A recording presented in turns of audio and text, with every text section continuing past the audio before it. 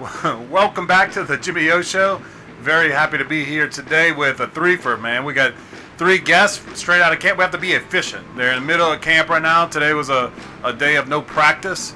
So we went ahead and grabbed these guys and some of your favorites here. We got Lawrence Keys with us. Lawrence, how you doing, bud? I'm doing great. How's it going? Thanks Good. for having me, man. Good, man. Well, look, you've been on the show many times, multi-time offensive player of the week, special teams player of the week. This is nothing new for you. And then we got Keith Cooper. Keith, I think this is your second time on, huh? No, this is my first, actually. First ever for Keith Cooper appeared. Man, not even after that AAC championship. And again, that's my fault. Yeah, you must have had a scheduling conflict not to get you on this show. Probably. And of course, the one of the heroes of the Cotton Bowl there, Mr. Alex Bauman. How you doing, Alex? I'm great. How are you doing? Doing great. Folks, thank you for tuning in. Let us point out our charity spotlight of the week, our partner that we enjoy doing a lot of work with, and that's Son of a Saint. Please, if you have not done so already, please go to their website, check out their mission, and while you're checking websites, be sure to check the ftwcollective.com website, find out what we're doing and how we're helping the Tulane student athletes. It's been a great relationship so far between you all and all your generosity and what we've been able to do with these guys, and of course, these guys are the best part of it all. So with that, let's go ahead and get started with this camp edition of the Jimmy O Show. Guys, it's been hot. Oh, yeah. Oh, yeah. I know Yes. we were talking through it. I kind of made fun of y'all a little bit. I said, we used to have to do 2 days. You don't have to do it. But I did say, I don't remember it being 115-degree heat index back in my day either. So, but I guess y'all managing it all right. You prepared all summer for sort of dealing with these conditions. How's it going? Y'all keeping your conditioning up? Yes, sir. Honestly, we've been keeping it up, especially throughout the summer with Coach Hester. He really been impacting that and emphasizing that a lot. What's it going to be like going into camp?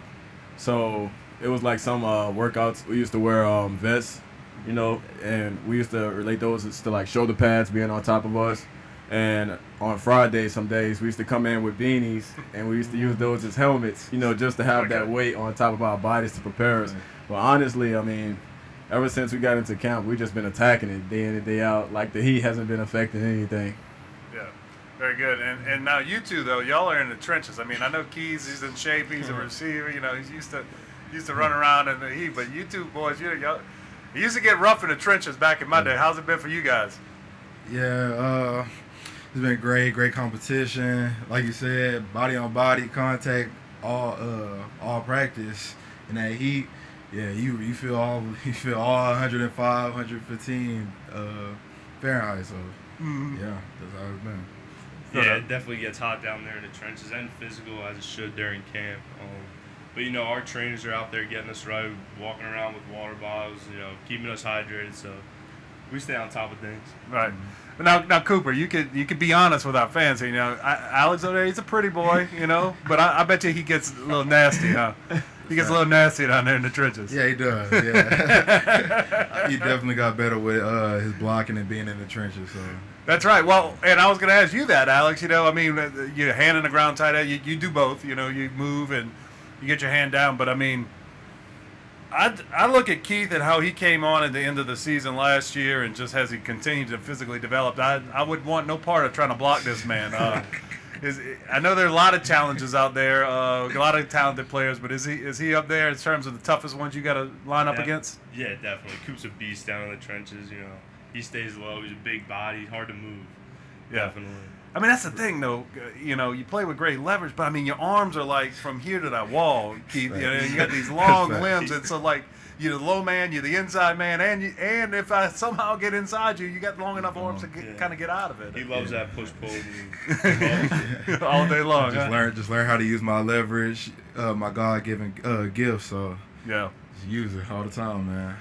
Now, all of you are dealing with some new position coach changes and so forth. How's it been with Coach Chapman, Keith? Oh, it's been great. He's been coaching on the highest level. He coached with the Bengals, the Dolphins. So I trust him with everything. I listen to him, take his coaching, put it on the field, and it works. So just trust him. Yeah, no doubt. I had a good conversation with him at our Wine and Dine event. I was excited for you guys. The guy obviously is passionate about defensive line position and really enthusiastic about the guys he has. you included. And Alex, how are we doing? You know, Coach Nagel was your guy first year. Now he's still involved, right? Yeah, definitely still But- involved. But you know, Coach Spots, he's taking over the job a little bit. We're a little familiar with him just because he kind of worked as a analyst last year, and now he's taking over the tight end's job. You know, we love Coach Spots. He's really hands-on. Really tries to develop us to be the best player we can be. Now, you know, the added bonus for you is you know, your former position coach, a guy with affinity for tight ends. You know, you and Keys might have to have a little conversation about this, because I got a feeling Coach Nagel, when he's dialing it up, he may dial it up, might show a little favoritism to the tight end. We don't mind that at all. Have you negotiated with him a little bit? Say, Coach, you know, I need the first red zone look this year. You know, you work with. We'll see. Keys, I mean, what you can do?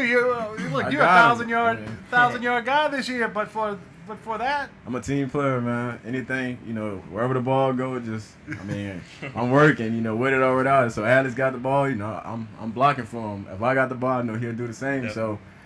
I know. Well, look, you know, I don't know if we even spoke since the combo, but I mean, I have spoken on this show many times about emblematic of that whole season, and that team was on Jaquan's touchdown. Keys with the longest block in recorded history. Oh, yeah. Engaged for 60 yards or something on a guy, keeping him off Quan and letting him get in his attention. So I believe what you say in this instance there, Lawrence.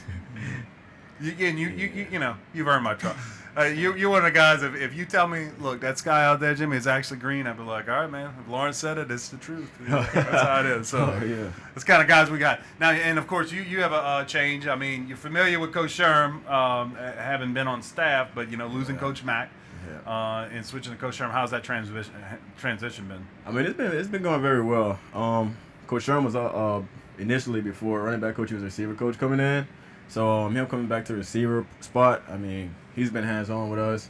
He's been pushing us a lot, and you can definitely see it's a big change in the room. The younger guys really stepping up, and I mean, he's been emphasizing on us and really coaching us and just developing us to be the best player that we can be on and off the field. Right.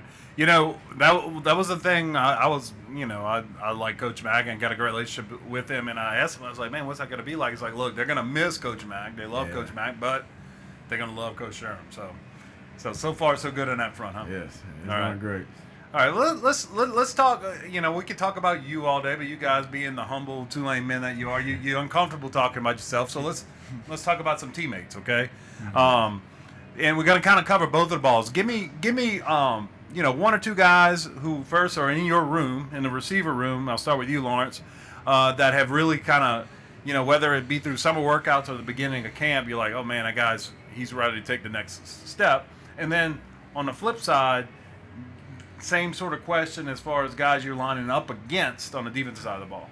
Yeah, it's so many guys, man, especially on both sides of the ball. I'll start by saying Dante Fleming has come a long way, transferring over from University of Lafayette, just coming back in and getting to it right away. I know usually for a lot of guys coming into a new program, transferring, it'd be kind of a little initial rough start, getting into it, learning the system and stuff like that. But Dante got here and got to it straight away. Has really been improving ever since. Also, Yulkeet. Okay. Yulkeet Brown, he stepped up an entire lot. I mean, he was another guy that came in transferred. He reminds me of me low-key from last year when I came in transferred. Just having rough feet and getting back underneath myself. I feel like he's definitely gotten to that point to where he's more comfortable in the offense, and he's been improving ever since. On the defense side of the ball, I'd say J-Bo. J-Bo is he's been pushing us every day, talking. I'm about to say, J-Bo's letting you know. Yeah, he's letting us know, but also he's been the best player he can be. And I feel like he's one of the top guys, you know, in his conference, you know, and it doesn't get any better than that. And also Rashawn Pleasant. I mean, back from injury, huh? Yes, back from injury. I mean, last year, people haven't really seen him, but may see him a lot this year, but Rashawn is a great player. I love to hear it, you know, because that's what we heard, and you never know coming off the injury, but that's what we heard when he went down, you know, talking to some of the guys close to the program, like, man, look, that guy would have played as a true freshman last year. Yes. Significant snaps. Yes. Tough loss, and now, you know, it was early in the season, he's had time to rehab, he's back. It's great to hear Rashawn's ready to go. Oh, yeah, he's back like he never even got injured. Awesome, yeah. And I'm going to come to you guys with that same question, but I did want to follow up on one thing there, Lawrence. I mean, do you feel like your experience, when you first showed up, when I first met you, you're quiet. Now you come out of your shell, you're very comfortable now.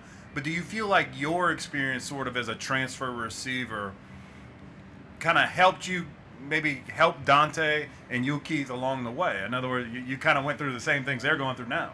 Yeah, I feel like definitely, because when I got here, I mean, it was kind of hard on my end too. So I was able to relate to those guys. Like even when Dante, Yuki got here, they even pulled me to the side and they asked me about stuff like, how it is here, like how is the system? Is it hard? And I feel like, I mean, just me having that experience, I feel like I was able to guide those guys and, let them know like that, I mean, you can only make it as hard as, as you want to be on yourself. But the only thing you have to do is really just come in and just be who you are. I mean, that's kind of like what affected me when I first got here because, I mean, I spent 3 years at Notre Dame, then I sat out for a year, so I got back here and I was like kind of rough under my feet and I was trying to find myself and it took me a couple months to like really get comfortable in the program. But when those guys came here, I just wanted those guys to come off on a better start than what I did, and they definitely done that. Yeah, that's awesome. That's awesome. That's exactly how it should be. And that's a good leadership coming from my guys, Keith. All right, Keith, your turn now. Let's and look, I know it's nobody can really block you, but you got to give it somebody, okay? But first, start with the defensive side of the ball. We all know Patrick Jenkins. He's stepping up a lot. He's taking on that leadership role. Very vocal now. You can tell that he matured even more than what he was. My second guy, I'm gonna go Eric Hicks. He's been going up steady, like 1% better every day. He's been consistent. He's been getting better and better. Hicks been around a while, man. I'm starting to think he might draw Social Security when the season's over. I don't know. But that's good. The old vet doing his job. That's great. Yes, and on the offensive ball, Cam Wire, big, lanky, long guy just like me. I never has like matched length with anybody I played with, so I just gotta figure out him. He's been a great matchup for me. Yeah. I imagine that's a pretty epic one-on-one, one-on-one pass rush drills in that setting. Yeah, I can't take advantage of my length against that guy. So no, I mean he's one of the only. He and Claybrook used to come on the show sometimes. The only two guys that I actually had to like. Okay, I'm looking up to that kid. Cam's definitely one of them. Yeah, and Rah, the other tackle, I go against the tackles all the time. Right. But he definitely sharpened his skills. Going against him, it feels like a whole nother player. You can tell he's put in the extra work. He went overtime. He looks better, way better. Yeah, and Keith, you're as far as schematic, I don't want to give away anything, but like, just generally speaking, are you primarily working five tech out? Like in other words, outside eye of the tackle towards the sideline edge, or do you reduce inside at all? We do a little bit of everything. That's what I like about Coach Wood's scheme. We go inside, we go outside, we line up everywhere. So I like having bits of everything on the menu. So I like that too. I like your link too against them guards with their little short arms. If it get you one-on-one in a 3-tech and get somebody in a pass rush situation, I like our chances there. Yeah, love that. Yeah, for sure. And Alex, how about you, man? I mean, our tight end is really taking some great steps forward. We got Reggie Brown, obviously, coming back. He played a great role for us last season. Chris Carter, a new transfer from USF. He's been doing well, learning the playbook, kind of getting used to everything, but he's been having a really good camp. And Blake Gunter also, he's developed a lot. He's been playing a lot better, and, he's gotten really good to where he should be playing this year. Yeah, very good. Mm-hmm. And how about on the other side of the ball? Who's been some of the guys that have impressed you the most or given you the most trouble, however you want to phrase it? I'd say, on the D-line, we mostly deal with the dogs, kind of like one-on-one blocking. I'd say Michael Lunds, he put on a good amount of weight from last year, but he still kept that quickness. So, he's a tough block, definitely. And then linebacker-wise, Tyler Grubbs coming from Louisiana Tech. I mean, he just hits really hard, and, he's great at what he does. And he's a great player. He's gonna be a great player for us. Yeah, you can always it's always, speaking of Lunds, it's always fun to watch those guys who, guy's been a special team standout for some time. He's done really good things. You knew the athleticism was there. You get really excited when you say, okay, now he gets to translate that into to what he came here for, which is also to be a defensive, player, linebacker, and he's kind of, I guess he's bounced around. He played a little diva and joker type of stuff, and now he's played a little more off ball. So that's exciting, man. Well, a lot of exciting news. Y'all checked off a bunch of the boxes overall. Guys you hope are going to work out for us that are starting to come on.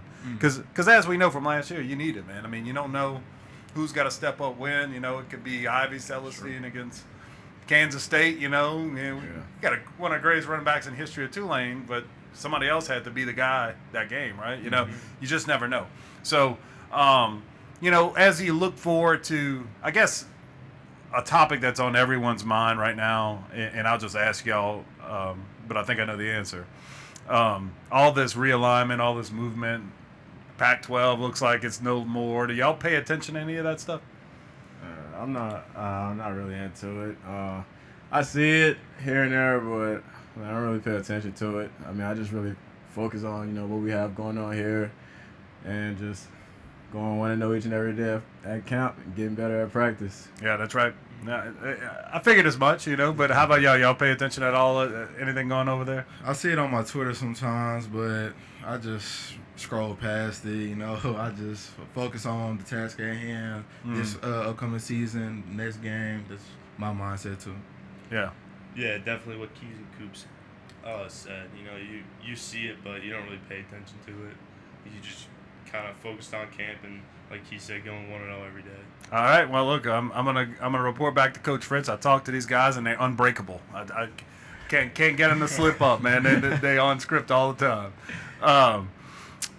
Guys, just as I know y'all are not probably paying too much attention to the season, but as far as camp goes, we're now kind of getting deep enough. Are we starting to get to where we're starting to look at some of what South Alabama does and game planning, or is it still more about individual position battles, establishing your spot, and that type of thing? I mean, right now I feel like it's just more of us. We're still building our chemistry, building that brotherhood, building relationships with one another, and just holding each other accountable right now. I feel like when it get closer, towards that time, I feel like we'll start diving into more of our first opponent. But, right now it starts with us. I feel like we decide whether we win or lose these games is going to be up to us because we can only beat ourselves. So right now I just feel like us, just being with these guys right now, just building relationships and going to work and competing with each other every day is like the most important part right now. Yeah, one of the things that, and that's one game that is going to start in the very first week where you guys are now the hunted instead of the hunters. When you come off 2-10, I don't want to say you sneak up on people because by the end of the season, people had their eyes wide open. But, you were the challenge. You were the ones that were coming for others. Now, you're the conference champ. People will be coming for you. Has that sort of motivated you guys in terms of preparation and maybe just, focus and concentration? It's like it ain't going to be the same as last year. We're going to get everybody's best shot now because we're the champs. We're the big boys. Yeah, it's really just not being complacent. We always gotta work. We always gotta grind, get better, hold each other accountable. Like he said, just get better, block out all the outside noise, and focus on ourselves and team bonding. All that. Mm-hmm. Yep. And then I guess we talked about the vests and the beanies and everything.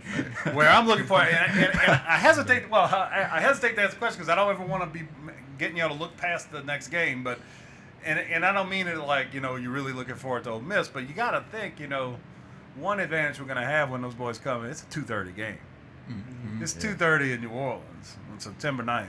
It's gonna be that 100+ heat index type of thing. Yes, got to think that's a little advantage at least for you guys that haven't known that, while it's hot in Oxford, it's not New Orleans hot, all summer and through the camp, huh? Mm-hmm. All right, so, well, y'all use that to your advantage and stay hydrated. Start hydrating now. Oh, for yes, sure. Sir. Crying about they only got 3,000 tickets. Yeah, that's how our producers point out Ole Miss is complaining about their ticket count. It's like, well, You guys were in their head. it was they had that many tickets when they negotiated the contract. I'm not quite sure what's changed, but other than you guys built up a lot of fans, and now all Tulane fans are buying the seats, right? Yeah, love it, man. Love it. Love it. So Really hopefully they complaining about the scoreboard on September 10th instead of how many seats they had.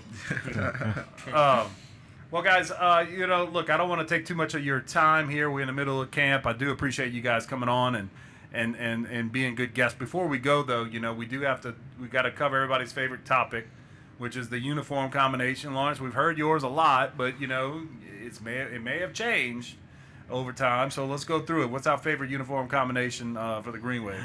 So I'm gonna go with I think last year, first time we played UCF, we had the baby blue helmet, green face mask, green jerseys with the baby blue pants. Can't go wrong with that. I mean, it took a minute for me to realize. It was one day Nick pulled me to that. He was like, Keys. He was like, bro, you realize the uniforms we wore for UCF game was fire? I was like, nah, I gotta go back and look. So I went back and looked, and I was like, man, I just seen a lot of us out there. I'm like, this combo is fire. This is my favorite combo we had all year. So I gotta go with that one. And it's cool because it like you, it snuck up on me. It wasn't until I saw it again on there's a poster with Pratt on it. Yeah. And he's wearing it's from that game. And I was like, man, that's like sweet. That's like, look, God, God's a Tulane fan because the sky's blue and the grass is green. But like, there's no better example than those unis, man. We showing those colors right. Yeah. Man, I love the white, blue on blue. I love it, man. The conference championship game, we had it on. Just it also holds a special place in my heart. Just that game, that was an amazing game, and I love that color combination. Well, I hadn't heard that John writes poem, and he still has nightmares about you from that game. You have like four tackles for loss or something in that one, so a couple sacks or something. But yeah, it would hold a special place in my heart too. I could have been wearing all orange as a Tulane guy, and if I had the game you had, it would still be my favorite. That's facts. How about you, Alex? I'm a big fan of the jersey we wore against USF. I believe it was the white jersey with the blue pants. Mm-hmm. I thought that's just my favorite colors, the baby blue mixed with the white. I just thought it worked really well. Yeah, y'all look good. Y'all look good in the NFL stadium with that too. Oh yeah, definitely. But y'all man, I'm a little nervous that game, man. A little bit too many points given up there, Keys, for my liking. But sure. It's all good. Actually, I was at my son's homecoming. I was sitting at a table in a restaurant. It's like, look, I'll never do this to anybody else. I don't get on my phone at a table in a restaurant with my wife, kids, or whatever. It's like, I just told all these adults I was with because we were chaperoning. I was like, man, Tulane's in the third quarter. I was like, I'm watching this game, and I apologize in advance. And I put the phone on. It was leaning up against the bread basket, but I watched it all. I did the post game show that night, so. And it did look good. It looked especially good when it was 45. When it hit double zeros. Yeah, definitely. So, well, good guys. Well, I appreciate you being here, guys and folks. Once again, please be sure to check out both Son of the Saint and FTWcollective.com. Support your favorite charities, especially ours. And until next time, roll wave. Roll wave. Wave.